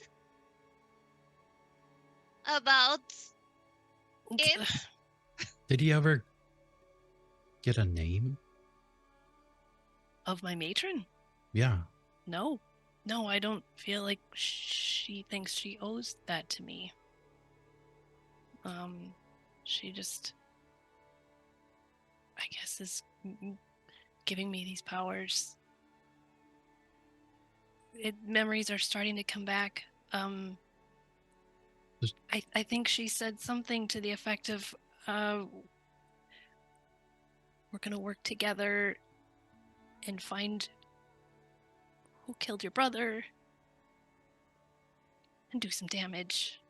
That And I sounds think at the pretty time good. that sounded great. Yeah. But So, I person, place, don't- or thing? necessarily like all the things that are happening. This isn't You mean like Nori. raising the dead and whatnot? And her eyes I going mean, black. Did you Nibis guys see was that? kind It of was kind of scary. Making zombies. Were you there for that, Ulrin, when her eyes went black and she almost murdered that child? You guys haven't seen it go black Yeah, all I the saw time. that. They go black all the time now when I take the sword out. I know we're always fighting, so maybe you're looking at other stuff, but I had There's I a had lot noticed going it on. a it couple gets times. a little dark. Yeah. Yeah. And the dark sword, every time the sword comes out, this is a thing that happens now. Ever since I put that stone in it that I got in the portal. Remember when I came through the portal separately and was a bloody mess and nobody cared? Yeah, that time. Well, we I mean, cared. a lot we were was just happening going right to be that murdered immediately. We were in quite a bit of danger when we all popped through. I went invisible to try to get the drop on our friend, and he vanquished that quickly. So we were. Okay, you're right. I'm sorry. This is my stuff. I'm a little stressed right now. So you put the stone Put the stone in the sword, and in the these sword. things started happening. I summon it right now to show everyone. And I show them the swirly bit within the stone that's on the sword. This is happening now too, as I say, through the black eyes and the swirly darkness. Interestingly enough, as Nori summons the sword and shows you this strange crystal that has been socketed into the hilt of the blade, a dark cloud sort of rolls across the sky and obscures the sunshine, and everything is cast in shadow. That's a coincidence. I think. Probably. This is why we're here. Do you guys have any questions for me? Have you tried telling her that you don't want to be her sword bearer? Drops of rain start to fall. Yeah, do you think it's like a bad thing? I mean, it seems like you're able to kind of do what you want right now. She doesn't Right now, make you this- do anything that you don't want to do, does she she? doesn't.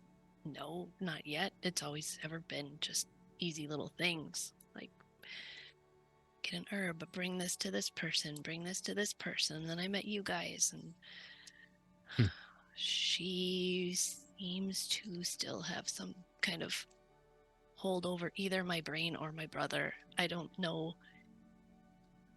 if she's affecting what I know or if she's showing me what's really happening. I can't You hear the sever crash of tie. thunder, and the rain starts to pitter-patter even more. All right, walking and talking, walking and talking. Walking and Yeah. talking. We should have can't- checked the globe. We can do that now. Yeah, we could do it today to see what happens tomorrow. I guess the biggest question is, how can we help you? I don't know what we're gonna find yet. don't know how to answer that. Don't die? Well, I On it.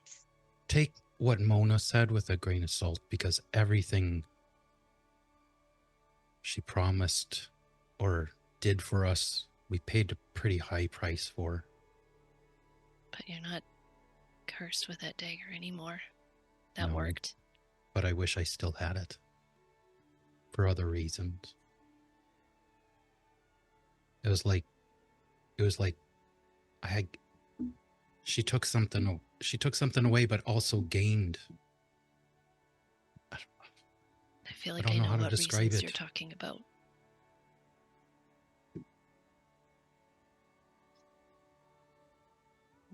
We can go back and get that dagger. And I think Eventually. we should. If only just to rescue who's in it. Right? We all seem to have powers that come from different places. None of that makes them evil per se.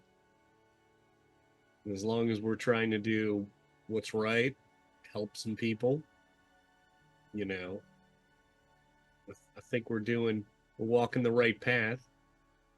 So, you say don't die? I'll try my best. I have a feeling the rest of us are on the same opinion, but whatever you find here, let's find it together. If something weird starts to happen to me, leave me. That's my only other thing I want to say. I don't know what that might be, but I do know that I'm doing some weird things, and I don't always have control over them, but not in a curse kind of way. I mean, I guess if you act like that succubus or whatever that we fought, maybe. But otherwise, we're going to try to help you. I mean, you know, Des tried to kill us, and we just fixed him.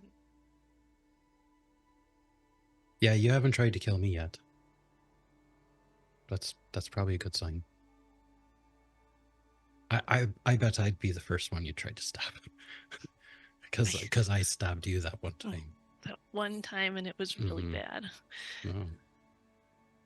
That's the reason I helped you. I was cursed. I was cursed at the time. I wouldn't have. He got better. Mm-hmm. All I'm saying, you guys. I don't stab friends anymore. All I'm Yeah, saying it's is kind of a policy of the Golden Shears friends. Don't stab friends. Yeah. I think it If might you be can our help motto. it. Or at least number 2. Well, how about this? I will make you this promise. If you start to change or do stuff that is very out of character, the first thing I will try to do is find out if you have been mentally taken up or if you're still there. I would prefer not to delve into the minds of my friends. But if you reach a point where it's questionable, I will, to see where you're at. That sounds fine. Okay. Fancy. That sounds absolutely fine. Appreciate that.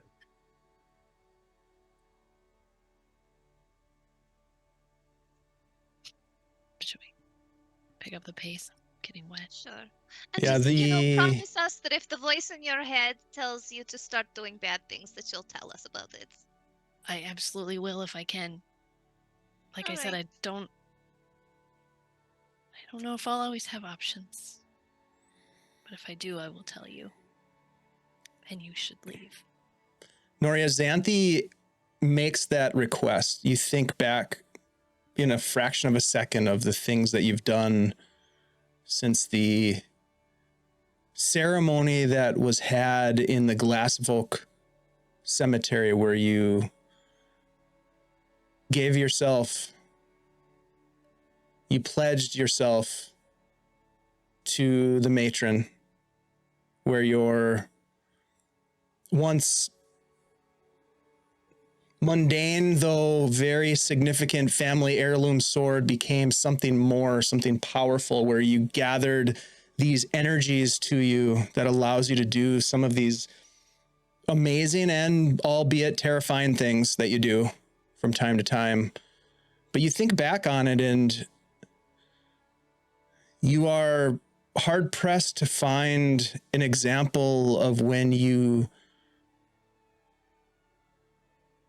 dispensed the matron's justice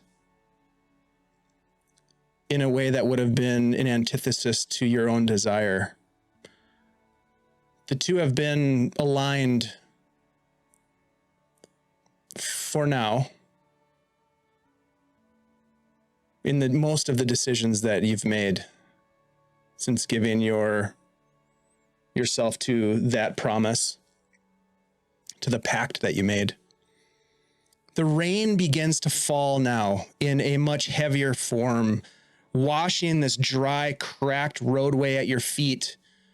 Rivulets of small streams of water flowing in a southerly direction as you crest a embankment and start to make your way down into, again, this sort of like beautiful, bucolic, pastoral landscape of rolling green hills, shadowed by these massive clouds that have rolled in from seemingly nowhere to provide some level of sustenance to the earth. The droplets soaking each of you as you continue your journey south, pulling your cloaks tight, using whatever perhaps magics you have to fend off the dampness, perhaps, or perhaps you enjoy this cleansing rain that seems to be falling upon you. Nevertheless, the afternoon grows late and the already dark shadows of the clouds become darker as you pass through this landscape, traveling south upon this wagon trail. Now, much different than the road that you had crossed, the low road being a large thoroughfare of commerce and traffic. This being a almost disused trail of at some level. You see, despite that, some deep wheel cuts that scar the trail at your feet. Tall grasses shimmer with droplets of rainwater on their petals and on their leaves as this cool breeze kind of rolls across this generally treeless grassland area. You can smell the sort of distinct aroma of the earth coming to life, sucking up the moisture, the grasslands themselves, this aroma mingling with now, as you continue your journey, sort of distinct wood smoke. You can hear the calls of birds that echo softly in the stillness. And there's this, as you pass by one area, you see this yellow-plumed meadowlark alight on a cracked fence post for a moment before flitting off into the tall grasses and disappearing amongst the grasses. Just beyond this cracked irrigation canal that separates the path from the field. Further along, you enter into Emridy, a small, quiet town off the beaten path that feels like a throwback to some simpler time. There's some worn buildings that make up most of what you see of the town itself. Their weathered timbers, worn facades seem to speak to a general lack of upkeep or disrepair or a forgotten time, maybe. You see a couple of people hurrying about the buildings, pulling their cloaks tight as the rain continues to fall. They cast wary glances in your direction. Looks of surprise. Some of you would notice that. Their faces are drawn and weary, and there's nevertheless a little bit of a warmth in their greeting as you see a nod here and perhaps a hand wave, or at least, like a gesture in your direction. You kind of take it all in and you get the sense that there's not really that much more to this town than meets the eye. This small, isolated community, polite maybe, but reserved, working folk kind of place. You feel very distant from just 2 days prior when you were immersed in organized crime and death cults and diabolical art collectors and the like. But this Dez's seems hometown. calm. This seems serene. It seems almost mundane, and perhaps that's what troubles you the most. Looking about, you see 3 buildings of note: an inn, a shop of some kind, and a chapel. It is late afternoon at this point. The rain, as you look up, does not appear to be ready to cease its downpour at any immediate time. As you make your way into this town, what would you like to do? I mean, I've got someone I think to talk to at the chapel. We can do that now, or find somewhere to eat and clean up. What do you guys want to do? Well, it's Dave. What time of the day is it again? Late afternoon. Late afternoon. Okay. Yep. Well, doesn't seem like there's a lot of people around. Why don't we go to the chapel first? I'm fine with that. I mean, I'd prefer that I think- actually, but I kind of forced you guys up here. We could always go So to the quickly. inn after. Okay. Well, wherever we go, let's go inside because I'm soaked. All right, let's go to the chapel. Okay.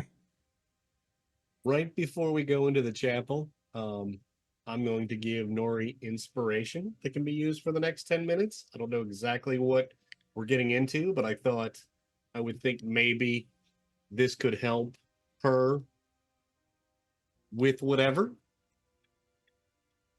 You know, just kind of give you a little pep talk about we're here for you. Whatever you need. This is a start. Just playing a little music too, the lute. It's got a little water on it, it'll be fine. And you just feel that pep, like maybe in the near future, something you try will just be inspired. You see before you a modest chapel. Certainly nothing like the Abbey of St. Cuthbert that you have visited just days prior, Nori.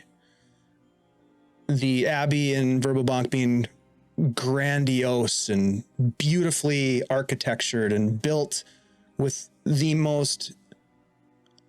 utmost attention to detail. Each part of the building probably having some relevance to some story of those Cuthbertines. This is much different. It's a simple wooden chapel that sits upon a sturdy stone structure. The walls you can see have veins of ivy that crawl up and perhaps into the boards that make up most of the structural elements. Around the grounds, there are what appear to be recently trimmed hedges. There's an iron fenced cemetery just behind the chapel itself that looks serene. It looks like a kind of place that you could find a long rest in when you're done with the trials and tribulations of the material plane. Looking at the building itself as you're hustling towards it, the rain starting to come down a little bit heavier, a simple wooden door. You can see a brass handle that appears to be polished, possibly with countless hands having operated the door in and out, worshiping penance. You can see as you get close and you reach out to the door, this tall steeple, a bell tower at the highest peak. And at the top of the chapel's roof, atop this peaked bell tower, an iron weather vane with the symbol of St. Cuthbert, a likening to a starburst. You pull open the door and it creaks open and it's heavy. And you step inside, shaking off your cloak and the water, and you can kind of smell this aroma of incense and candle wax that mingles with an aroma of stone and maybe a bit of mold, and definitely smells like an old man.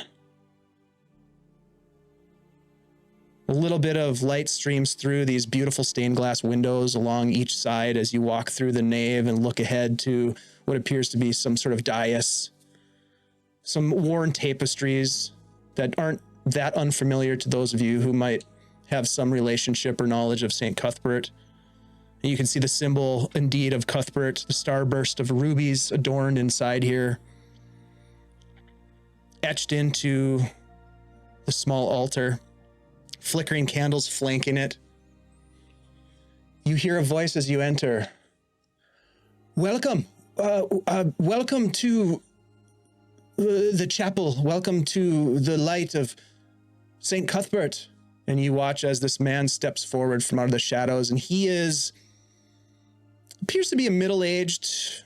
He has gray hair at the temples, otherwise black hair, sort of slicked back, but unkept. He has a bit of stubble on his face. He has very simple brown and white robes, a stark contrast, Nori, to the beautiful robes that were worn by the parson that you had sat with back in Verbobank. He walks up and says, my name is Father Marco Terrell. It's a pleasure to meet you. We weren't expecting any travelers. Please come in, shake off this strangely uncharacteristic weather that we're having. Thank you for your hospitality. Of course. Coming from Verbobank, I spoke to Father Franco. He said to come up here and Father Franco. talk I've to you. not heard that name in quite some time. He did say he hadn't been up here for a while. It has been a long number of years. Tell me, is he well? He seems very well. He gave me this, and I pull out the necklace that I have. Ah, are you then a follower of St. Cuthbert? I should have known the look upon your faces. Have you come to worship then? Well, we've come for some information, a gauge on the safety of the lands, the activity. The lands? If anything has been Tell me, going please. on recently. Please, I'm so sorry for my lack of hospitality. Would you care for a bit of tea? Any of you, a warm drink of some kind? Of course, we would love it, if that's not too much trouble. No trouble at all. Please follow me. And he starts walking towards the back of the chapel, past the altar. He takes a left and goes into a side vestibule area. And there's a door that stands open, and there are some candles burning within. Please follow me. I have some wonderful tea that was brought in not too long ago from Verbobank that I think you would like. They call it a bergamot. It's quite tasty. He guides you in. He goes over and there's a stone hearth. It looks like this is probably the living quarters of this particular priest. And he stokes the fire a little bit and gets a kettle going. He says, now tell me, please, have you come? Well, it's very strange that we actually have visitors to Emridy. It's been quite some time since we've hosted any sort of, adherence to the faith. Are you pilgrims? Are you... Please, I'm so sorry. I've asked so many questions. Tell me whatever you care to tell me, and keep from me whatever you tend to keep from me. I am just so happy to have someone to talk to, I must admit.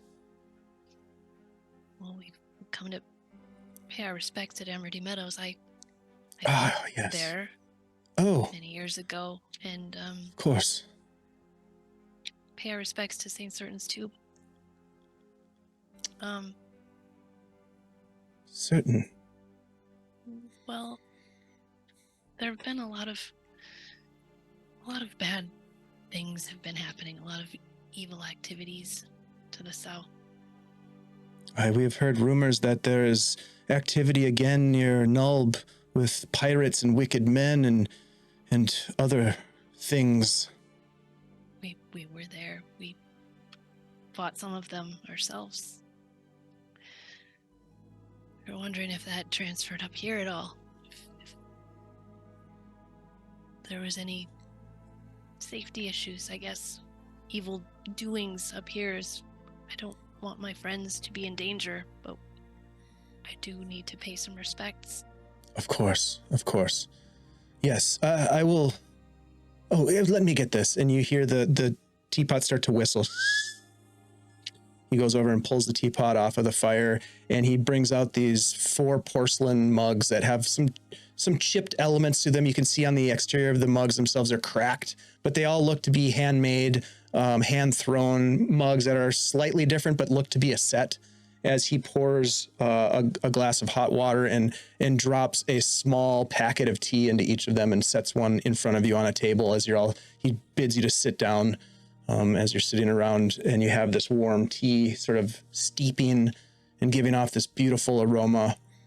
He says, yes, I would be remiss not to mention that there have been some troubles as of recent times. Troubles facing our herdsmen locally. Flocks being ravaged by some unseen menace. It has been going on for a number of weeks now. There is some concern amongst the council on what this means. But Emridy Meadows, I have heard but one rumor. I have been told from a traveler passing from the south that there is some sort of an unnatural cloud or mist or something obfuscating the fields themselves, casting a pall of darkness and despair over an already forlorn landscape. You yourself would know, having fought there, the atrocities, the trauma of that place. It seems as though, with the growing menace to the south and rumors of war to the north, and I've heard rumor as well of the Circle of 8 having gone missing from the city of Greyhawk, there's something terribly amiss, and it appears as though perhaps it has not even spared our small community. This darkness just appeared recently as well? Well, some of the elder folk would tell you that it has been something that has hung over Emridy Meadows for the better part of a decade, since the battle itself, but it has become more permanent, is what they say. More significant, more sprawling. So it goes beyond the battlefield? As I mentioned, there have been rumors and reports, not just rumors, but reports of the herdsmen of this area, their flocks being ravaged. I do fear for the welfare of this town. Whatever lurks in those shadows has ventured as far north as Emridy and the fields surrounding it. This does not bode well for our community, already at the edge of survival, having been long forgotten. At one point, this town, is hard to believe by the looks of it, but was bustling with activity. The quarry, at one time, one of the, as I've been told, highest producing limestone quarries in the region. But now, as the resource has run out, we have been forgotten for the most part, yet There are a handful of us that remain to carry on the tradition, and well, this is our home.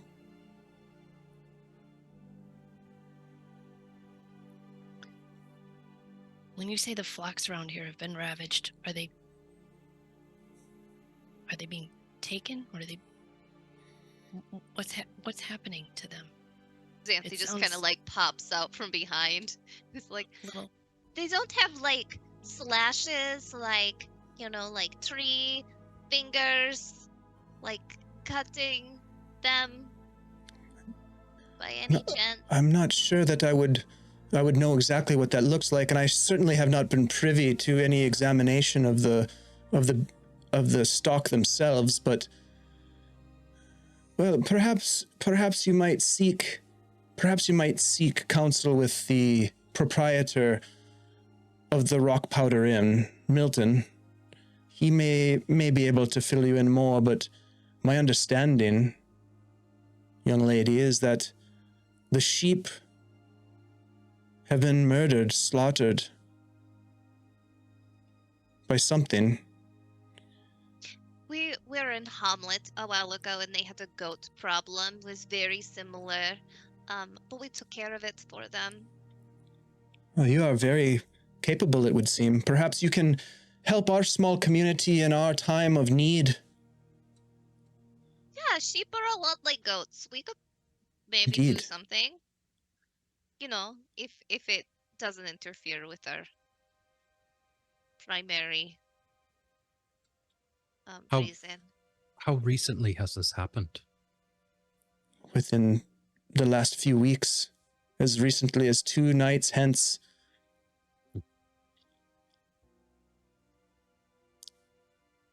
Two nights previous. and Xanthi will just turn to Alrin and say, So there were these tree blights, and they were like slaughtering some goats back in Hamlet, and like tree blights. Now probably not a big deal, but then it was very scary. I mean, if it's tying into any issues that are here, I think that might be why we're here and partially what we're looking for. When I look over at Nori. Well, that, potentially a tie-in. as far as we know, that had to do with the fungus. Maybe. Oh, but the fungus can't. I mean, that's The mother is that's dead. not a thing anymore. Yeah.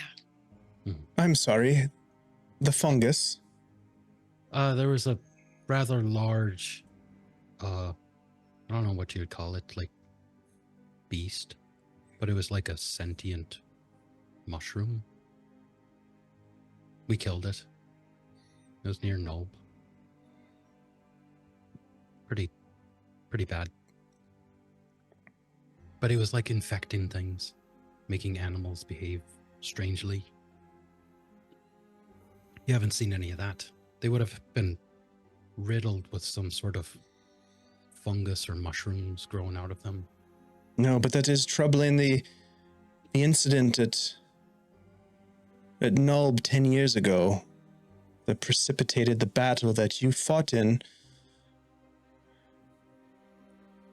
was in part waged to keep a terrible demon, the demoness of fungi, locked within the temple. Yeah, we thwarted a new plan that, like her followers were trying to summon something, but we totally took care of that. Not that anybody seems to know. Like, being a hero is just not, like all I thought it would be.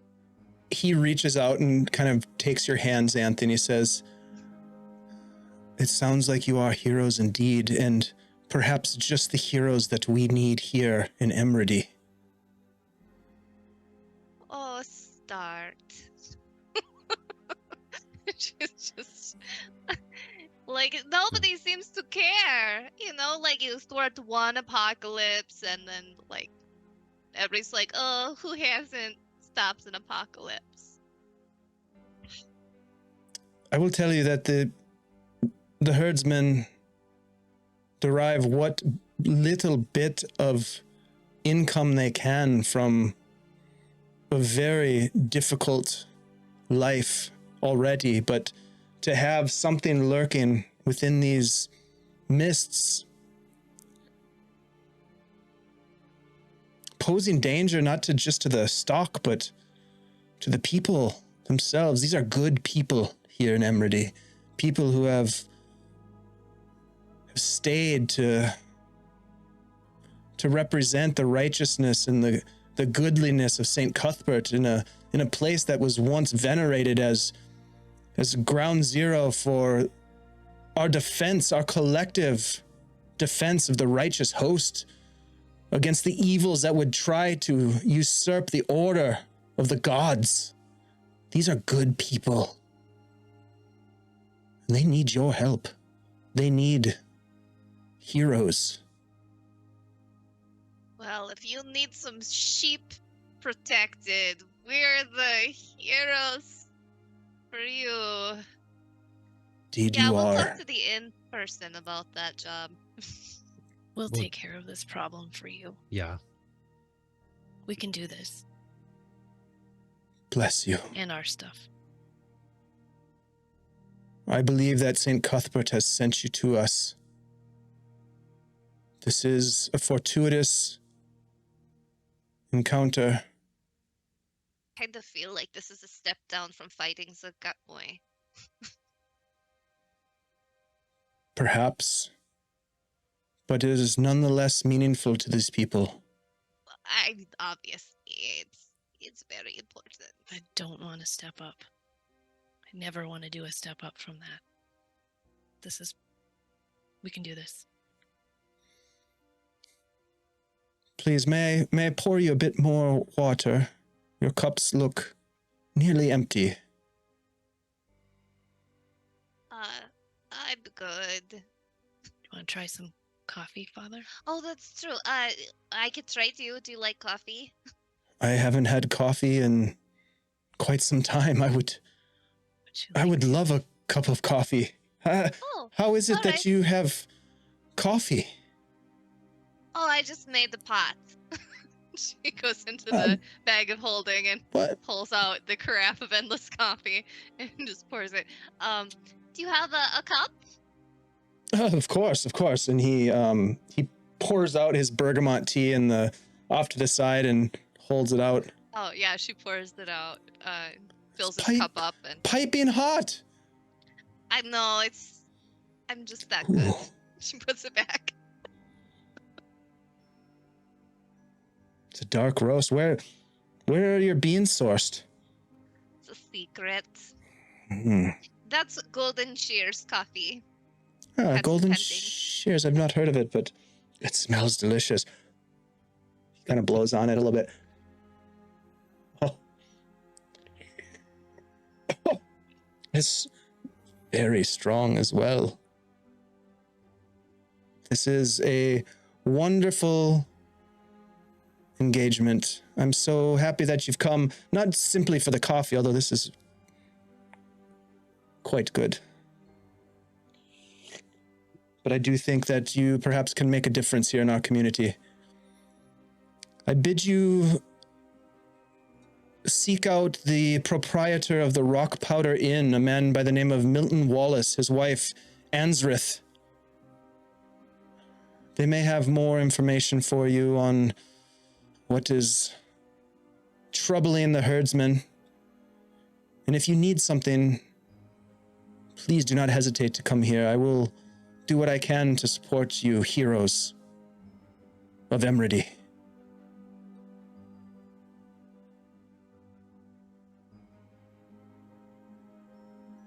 Well, Nori, is there anything else you needed? I know where we need to go. Okay. Thank you, Father. You're welcome. Thank you. All right, it was nice meeting you. I think we have to go now. Okay, great to meet you. Thank you for the coffee, and let me know if you need anything. I'll be here. praying to St. Cuthbert for your safe and honorable quest. Oh, You you know, guys- shears and sheep, we go together real well.